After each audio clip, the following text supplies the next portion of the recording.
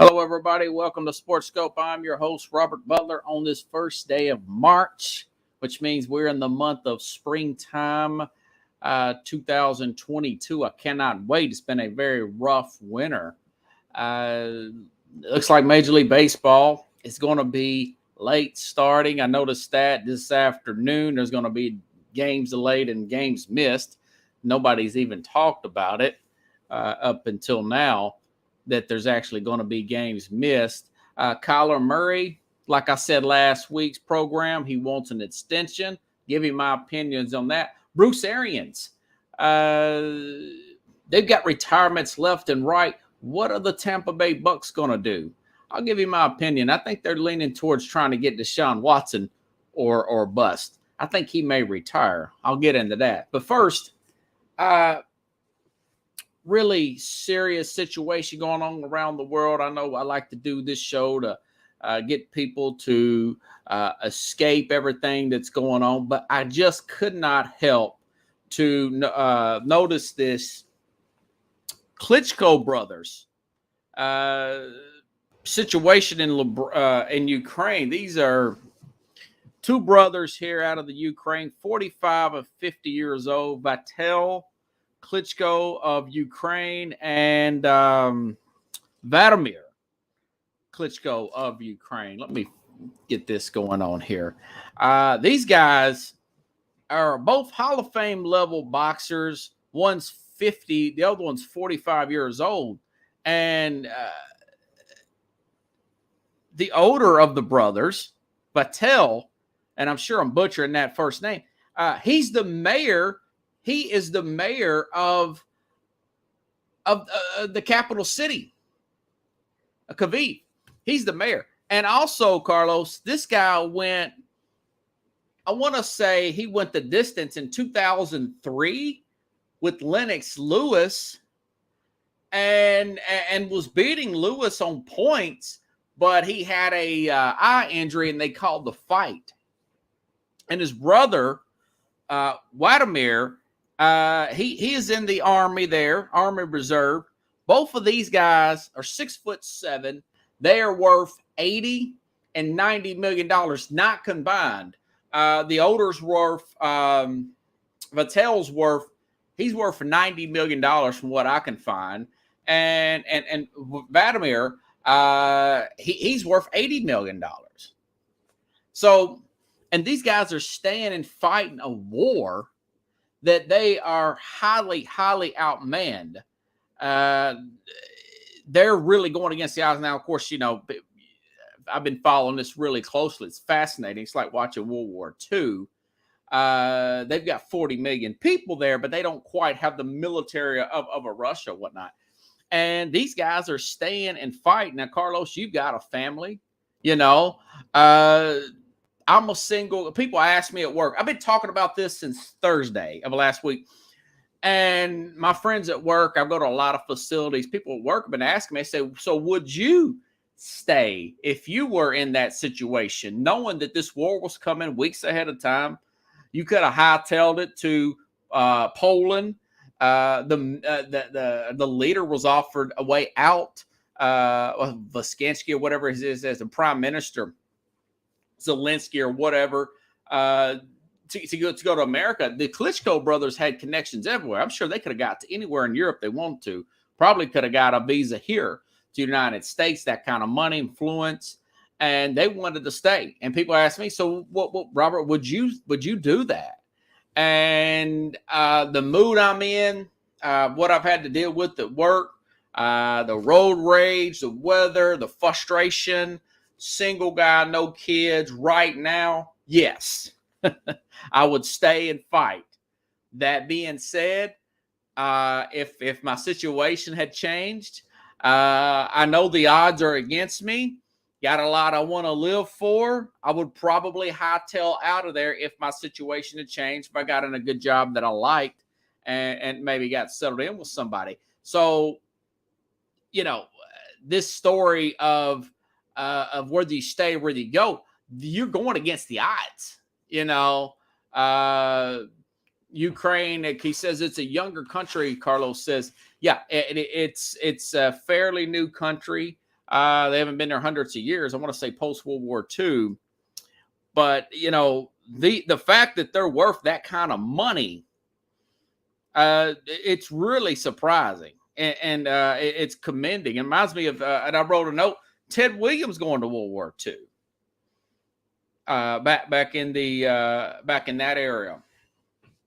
But also looking at this war and thinking about the Klitschko brothers, Miss Ukraine has volunteered to stay, and she's taken up arms. One guy, he was on the, what was this guy on? He was on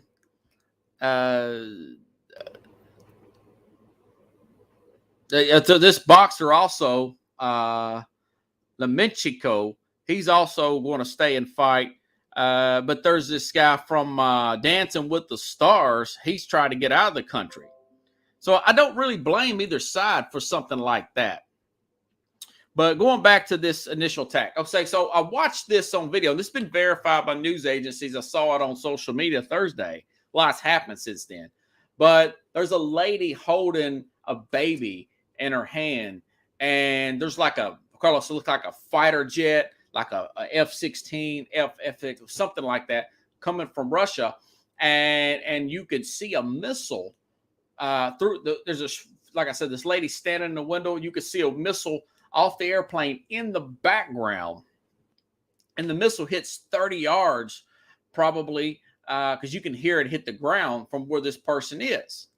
And that is called urban warfare. That is in a residential area.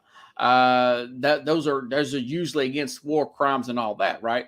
So I think about that, and then I think about World War II, and I think about the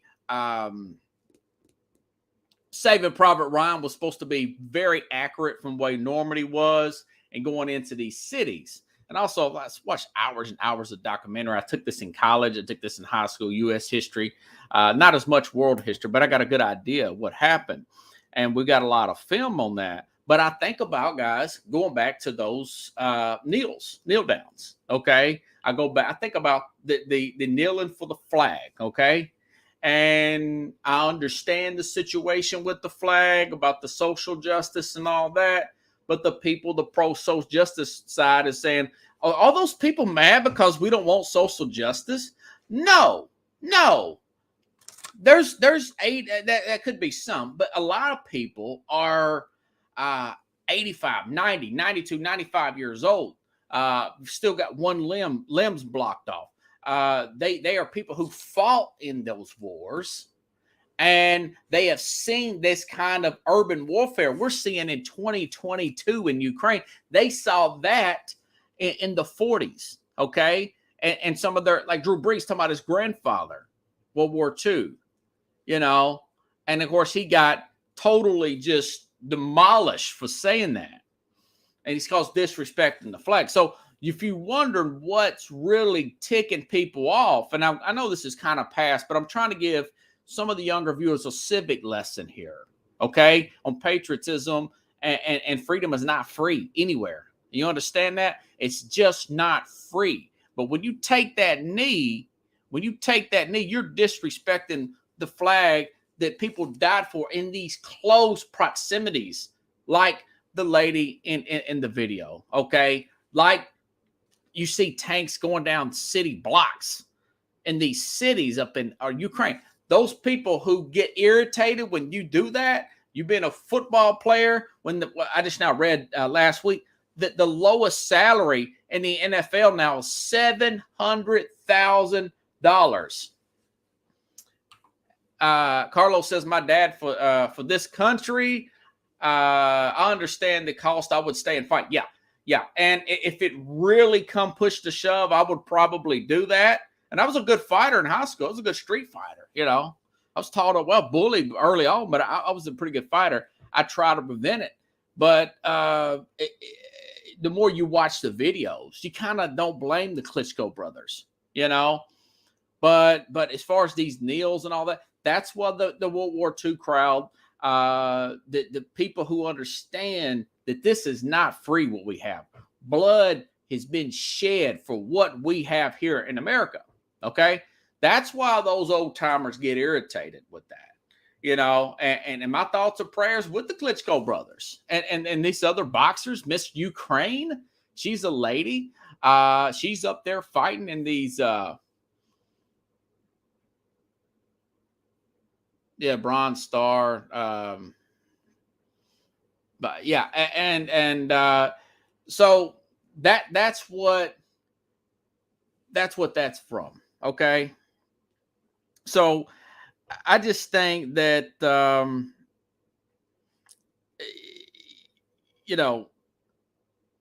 it's good to have patriotism and really be respectful of this great country, that we can have stuff like this. We can have a great football game. My thoughts and prayers are with the people. I hope the Klitschko brothers make it out. By the way, I read today that Putin, he's sending assassins not just to kill the prime minister, but the Klitschko brothers. They're on the list to be killed, to be assassinated. So, you're worth $80 million. Other brothers worth $90 million. And you have a hit on your head, 400 assassins coming to take you out of this country. And they want to stay and fight. This is very historic times. And if they make it out, if their prime minister makes it out, I mean, that's a movie in its own. People talk about inspirations for movies and stuff. And I understand the seriousness of it. But I was really surprised by that story. And again, if my situation was like it is now, I would probably fight. If my situation was better and I had a way out, I made an excuse to hide. I'm not going to say I'm just super tough guy, but it wouldn't be an open and shut case to stay and fight. That's what I'm saying. Racism and mistreatment of humans is an act of war and two different issues. Well, Carlos, I'll say this. The offense of that kneeling for the flag, that offense is, they see that, these veterans see that as a disrespect to the bloodshed from what's going on in Ukraine. It is two different issues, but they see it that way. And as far as the police brutality, a lot of people like me, I know the real statistics and unarmed shot and all that. I know it. And the people, and a lot of those veterans know, like me, that the statistics don't bear that out. If the statistics did bear it out, if they did bear that out, there would be millions and millions of George Floyd things, because everybody's got one of these. This is a cell phone for my audience. This is a smartphone. So total bogus. Agree to disagree. So we're moving right along here. I know people get a little irritated, but I have to remind people that freedom is not free. And that's why we have to respect the flag, because it was a lot of dead bodies to get us to where we are today. So you sleep on this ground, find another way to protest, go to the police station. I know it's kind of a moot point now, but just telling the truth here. Okay. Tampa Bay has going to football now, taking a different turn here. Tampa Bay they're kind of getting in dire straits. Okay. They've had multiple offensive linemen to retire. We all know about Brady and Bruce Arians. I'm telling you, he came out of retirement to coach this team, and he's not going to take a rebuild job. And that's where it's heading. This is where this thing is heading here for, I got way off board here. I'm trying to get down to my notes here. So they had an offensive lineman retire. They've had obviously Brady. Gronk, they haven't heard nothing from. Between this Ali Marpet, he's going to retire. Brady supposedly going to retire. They've got $36 million in dead cap allocated towards their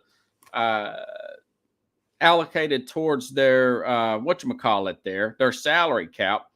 And plus, they've got 2 other offensive linemen that is going to be free agency, including their starting center. Yeah, Ryan Jensen and right guard Alex Capel. So what does all this mean? What does all this mean? This means that, and also there's a report, Bruce Arians said this also. He says, I think Deshaun Watson's a good guy. He made a comment about Deshaun Watson. So he's trying to tell you something without saying it. Bruce Arians is saying basically that if we get Deshaun Watson, I'm going to hang around. But if we don't get Deshaun Watson in a trade, I'm going to retire. That's what I got out of Bruce Arians today. And I'm trying to figure out what was I right about Kyler Murray? I was going through my notes here. But, that was what he was trying to get at. He was trying to say it without saying it. Yeah, Bruce Arians on Bucks ownership would have to give the approval to pursue bomb. It would strictly be an organizational. I've known the kid a long time. I'm shocked that he's in that situation. So that's what Bruce Arians is saying. That's what he's basically saying. Their entire offensive line, it's between free agency and retirement, and then you got Brady's dead cap, and then possibly Gronk being some dead cap feed. I don't know if I'm Todd Bowles, because I'm telling you, this is how this is going to end. Arians is going to say, I'm going to coach this year. We'll try to get Kyle Trask to get him worked up, with no offensive line. And then I'm going to retire. Or he may retire this year. I doubt he'll do that, but I think that's what he's going to do. And you would hate it for a guy like Todd Bowles, because he would be the one taking over, and he's just getting a bad deal there. So that is an interesting situation. I like the fact what Arians said. So they're going to make a run at Watson. I don't know how they got the draft capital. They've got an influx of young defensive players. They have a really good general manager down there in Tampa. He can manipulate some things. They could pull it off. And I'm sure Arians may be able to talk to Watson. But if they don't get Watson, and I know they're not going to be able to get a guy like Russell Wilson, they'll go through this year and they'll probably have to rebuild. And he's in his 60s. He's already retired once, being Bruce Arians. And Bowles will probably end up taking that job over. That's my guess is what's going to happen to this Tampa Bay team. Plus, they play in Munich next year. You know what? Again, I'm a subscriber to push your chips in, get the Super Bowl. The Rams, they're going to hit a wall. Tampa, we knew they were going to hit a wall when they started signing all these guys. But guess what? Both teams have Super Bowl rings. Okay? So, years from now, if you're the ownership of these two teams, if you're a fan base of these two teams, you can look back and say in 2020 and in 2021, we have Super Bowl rings. And but we're going to have to pay for them. We're going to have to pay in a few bad years of rebuilding. So my thing is, Tampa should start to rebuild this year if they can't pull off a big trade. I don't think they would. Now I've read today that Jimmy Garoppolo is not even going to be. Jimmy Garoppolo it might only be throwing to the 4th of July. So he's going to be very late coming into camp. I've read that before, and I've seen facts where the guy ends up not practicing until later on in camp. So I guess my overall guesstimation is I think that this Tampa team, they're going to be rebuilding. But you got your ring, you know. The Rams got their ring. I'm okay with that. Okay, so Kyler Murray. Okay, so now Kyler Murray, basically, his agent puts out this long message and email and all this stuff, and speaks for Murray. And basically, Murray just wants a contract extension. He's coming into the fourth year. I said that last week. I said that possibly the guy's been hurt every year. The talent's there with him. There is a Cliff Kingsbury. He is tied at the waist with Cliff Kingsbury. I'm not sure if I'm ownership there, if I put that much stock in Cliff Kingsbury. You know, this offense that they run usually starts off good. Rex Ryan said something about that. Kudos to Rex Ryan. But he says those teams really falter down as the season goes along, being with Kyler Murray. And, you know,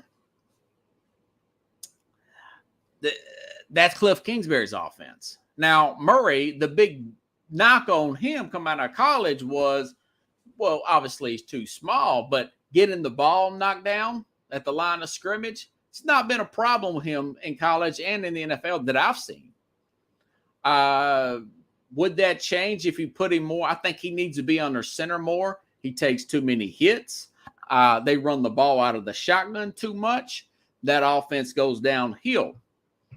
So if it's me, now last week I said maybe go after Watson. That would be a 1-for-1, perhaps. Watson come back to his old team. You send Kyler Murray back to Texas.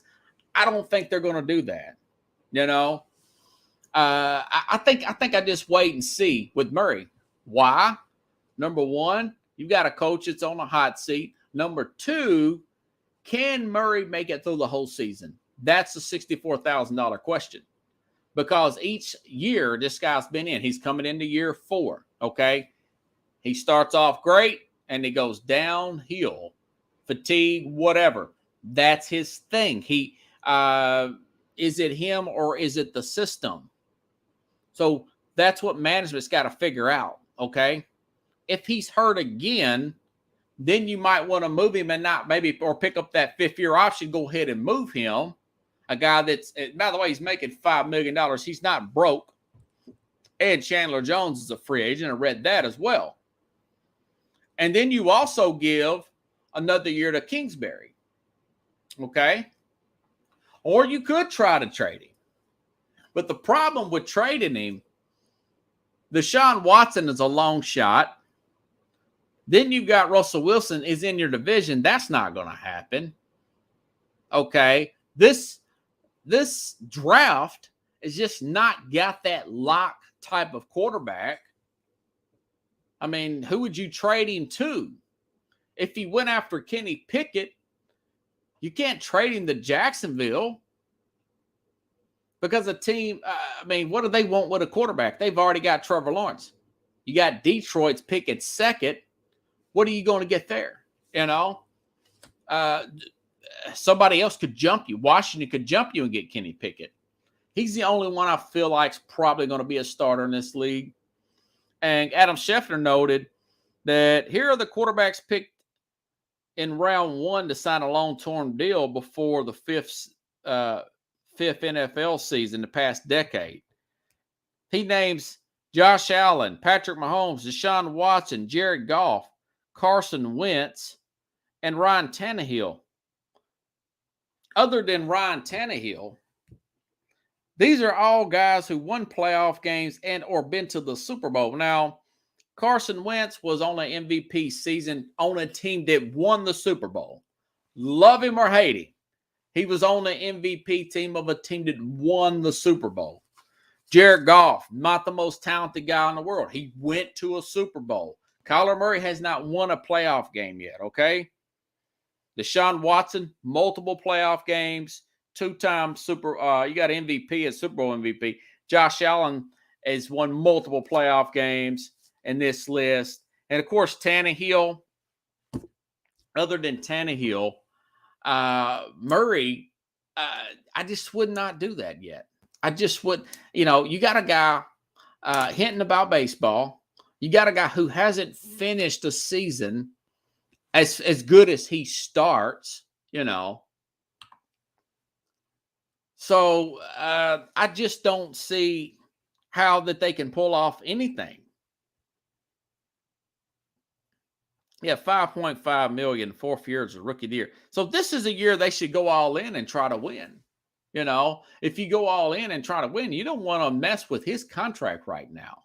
If you are Arizona, all I know is the owners ticked off because the Rams finished ahead of them, and of course the 49ers finished ahead of them. And of course, Pro Football Focus put out he would get about 6 years, 275 would be about his average, is what that would probably come to. It. That might have been Spot Track, but I think it was Pro Football Focus. Either way, I just don't know if I would do that, Let's see. What else are we have on here? So, it's a sticky situation. Okay, Troy Aikman. Speaking of big money, Troy Aikman is supposedly going to Monday Night Football. He's offered $17 million a year. Now, I got to get the stats here on what he made as a player. You talk about growth in the league, man. This is unbelievable. But, it's what I've been saying. Okay, this is from Spot Track. Troy Aikman, he earned $55.5 million on the field in 12 seasons in the NFL from 1989 to 2000s. His 3 contracts include an average salary of 1.8, 5.5, and 9.5 as a player from 89 to 2000. He'll soon be reporting in nearly $17.5 million a year to call the game. To go to Monday Night Football. And the deeper answer to this is the NFL is one of the only live stream sports is where you can actually still sell advertising. Think about this. $90+ million people saw the San Francisco 49ers and the Dallas Cowboys game. That's what the advertisers are seeing. That was in the divisional run. That wasn't even in that wildcard round. That wasn't even in the Super Bowl. Was 112 million. But that's a big event. We all know about the Super Bowl.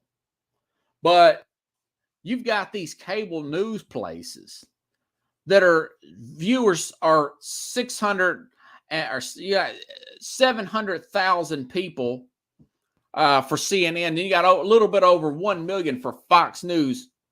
Compare that to the NFL. Okay. You compare streaming services. I've been watching the heck out of Netflix here lately. Watched a great movie on Amazon called Tinder Bar with Ben Affleck. Streaming services. Okay. So the advertisers are saying only thing we can get where people watch live is this NFL thing. So and that's why the NFL is making billions and billions and billions of dollars, and other sports too as well. Hold on for a second.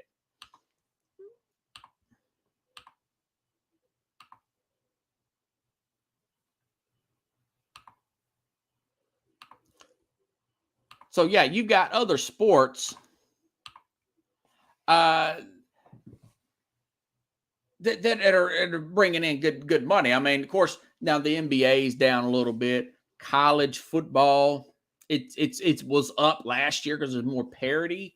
And look at Major League Baseball. Okay, look at the opposite here. There was a story that they're going to possibly miss games. Well, wait a minute. I think they are going to miss games. Let me make sure I get this right. Okay. MLB will cancel regular season games to start the 2022 season Rob Manfred announces the Major League Baseball and the Players Association could not come to agreement. And you compare that to the NFL, 112 million people. The NFL is so far out in front. Why? Because they're flexible. They're flexible. And Major League Baseball is greed and stubbornness and unwritten rules. Too slow to. The NFL will change the rules from one season to the next. The NFL will put games in Munich, Germany. The NFL will add games. They will change red zone penalties. They're constantly in flux, moving and shaking. Major League Baseball, I was reading today, or a couple of weeks ago, Pickles, that they were talking about perhaps putting the designated hitter in the National League. Like that was a big story, part of this collective bargaining agreement. And I thought, and Carlos says it bleeds money. Yeah, it probably does. Again, no major sports show opened with the base. This thing has been going on for months now. No, everybody they would open up against a Memphis, and I love Memphis. They'll open up because I love John Morant, but they'll open up with Memphis game and a crazy play about that Morant did on ESPN on SportsCenter.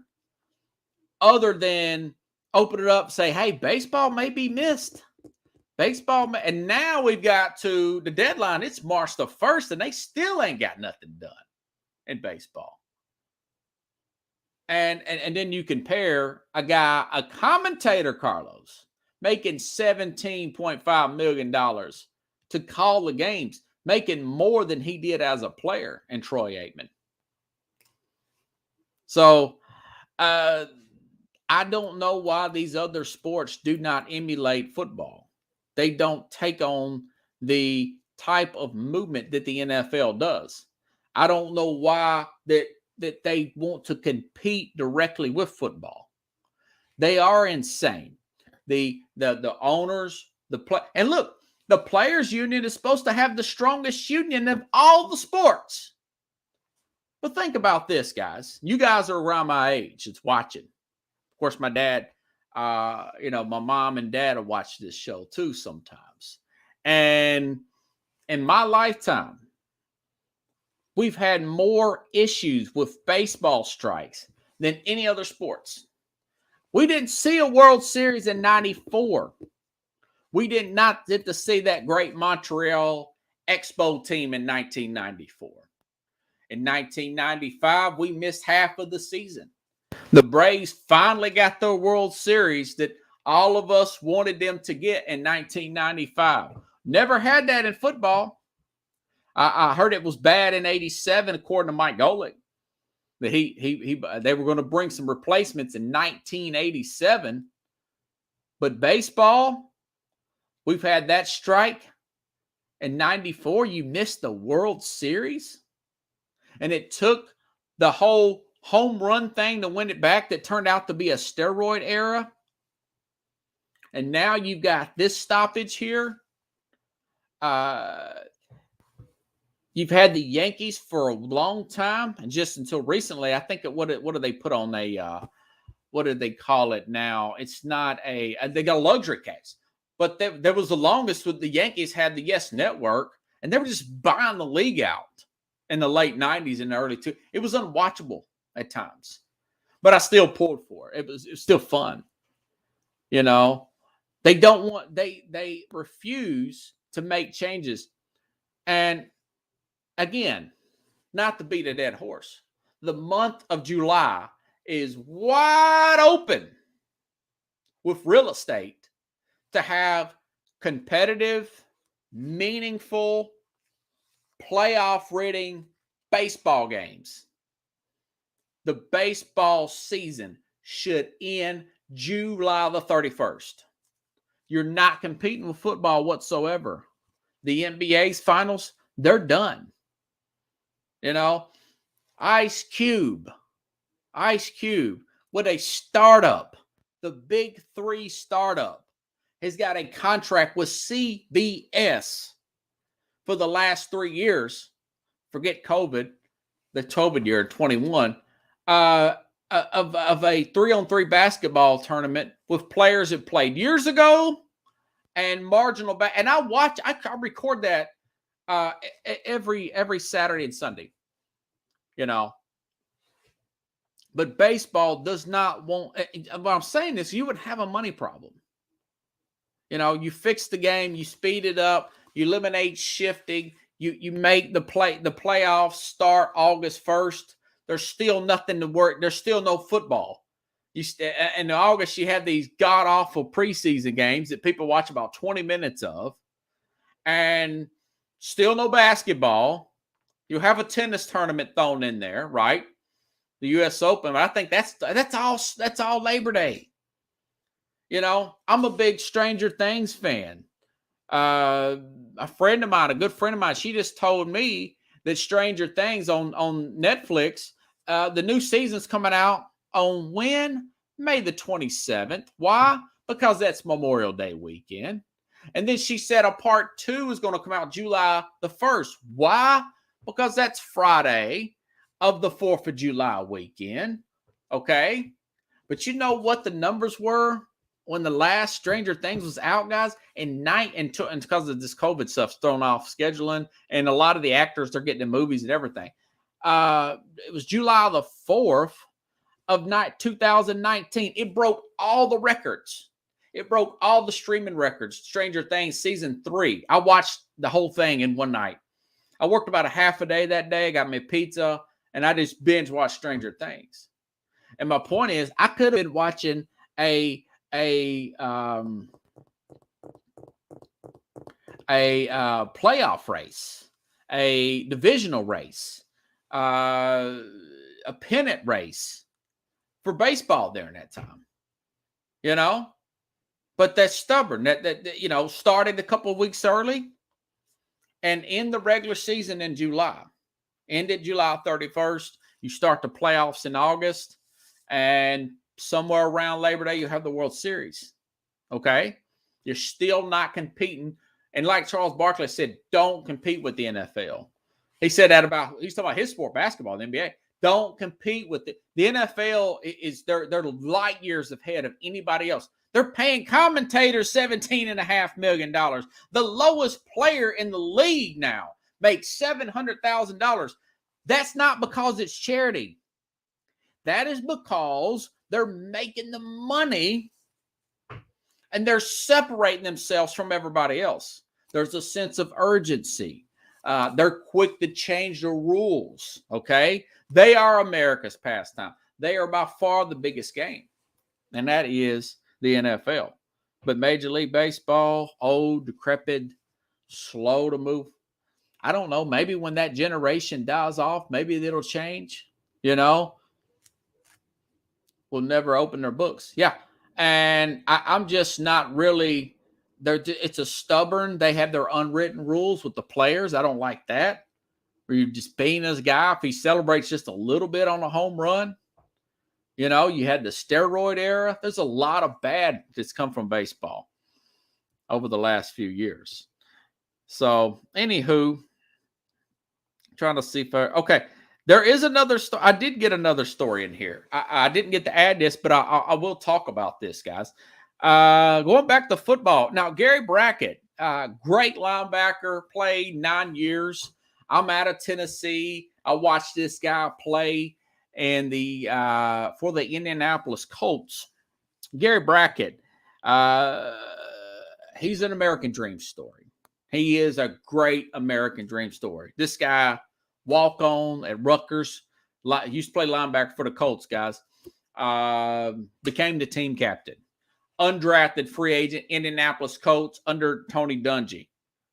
Ends up becoming the team captain. Okay. This guy's battled through that. He lost his brother, his mother and father, different things, you know, cancer, leukemia back in 2003 within a span of 17 months. This guy's mentally tough, okay? And Brackett, he retired a few years ago. I want to say he retired back in 2014 or whatever, a few years ago. And the COVID thing, talk about COVID, he had about 10 restaurants and got over his skis, and the guy is broke.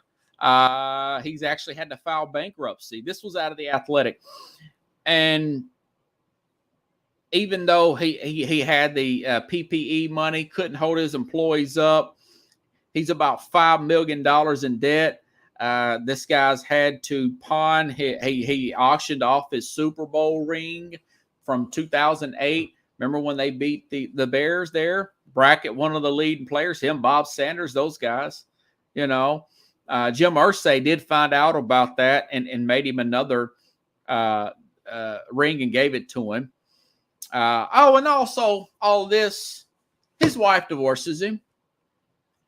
And he says that, he does speeches. He's writing a book. He's putting all this out there on social media. This guy never shies away from hard work. He never shies away from his shortcomings.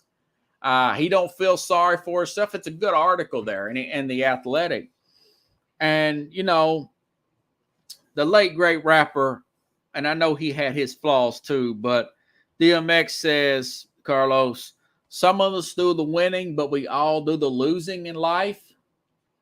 And I'll say this about a guy like Gary Brackett, who he says he does not want anybody to feel sorry for him, is that, a lot of people are going to know you for that big football play you might have made 15, 18 years ago, but it'll be a smaller amount of people to see your comeback, but you'll affect people on a deeper level because a lot of us have went bankrupt and lost money on big investments that you put your heart and soul into, work 15 hours a day and come back.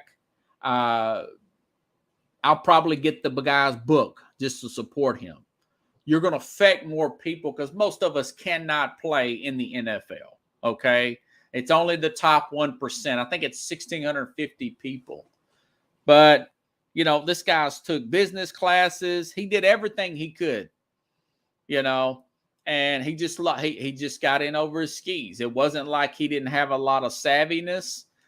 He did, and his wife was a smart lady. But usually, a lot of that stuff goes hand in hand. When you get the pretty girl, you kind of find out what her real character is once you go belly up on stuff. But I think he's going to come back. He says he was never suicidal or anything like that. He says it, and I'll say that, and I've said this to players before. People inspire to be players. If I were a coach, this is what I would say. If you put that kind of grind into a business, into a venture that you did in football, and you play the long game, you will be successful. If you put that kind of time and energy, this has been proven. It's been proven over time and time again. And the Gary Brackett story, which I should have put in the title, I didn't think I was going to have time to get to it.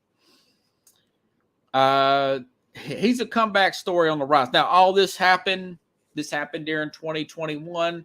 I mean, it initially happened during the pandemic for Brackett, and then everything kind of went south last year. He's filed bankrupt. I think it was last August, and now he's telling his story. I'm looking forward to the comeback story of a guy who came from nothing, deaf in the family, brother, parents, 17 months. I mean, this guy's had everything but the kitchen sink thrown at him, and he's just the clock that keeps on ticking. It's a good little story. Check that out on the Athletic. Of course, you really have to, because I kind of told you everything, right? So if you guys like the show, share the show. I will be back on here Tuesday. I'll tell you what, this not doing Thursdays, my stress levels went down. I feel more vibrant. If it comes to an issue where I can't do Tuesday anymore, I might go back to Sunday nights. Do Sunday night at 7 p.m. Central. Now, tonight was fine. I got ahead of everything. I had everything I wanted to talk about tonight. And I was going to do Brackett next week. But I had enough time to get the Gary Brackett story in there. So, again, guys,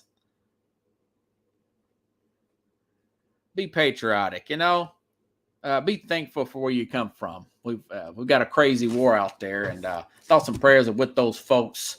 And Sundays at 7:30, I'll be on the Mac, Jack, and Jim. I look on Northeast Streaming Sports YouTube channel. We can see me on there. He's a former Super Bowl player there, champ there with the Dallas Cowboys. Jim, Jeff, Colt, Mac, and Jack, and we will. We'll get down with This Week in Sports. It's usually a pretty good little 30 minutes there. Otherwise, I'll be back here on SportsSkope next Tuesday. Looking forward to that. So have a good night, everybody. I will see you next Tuesday here on SportsSkope. Yeah, and thank you, Kathy. I'll put that on there. Make a podcast.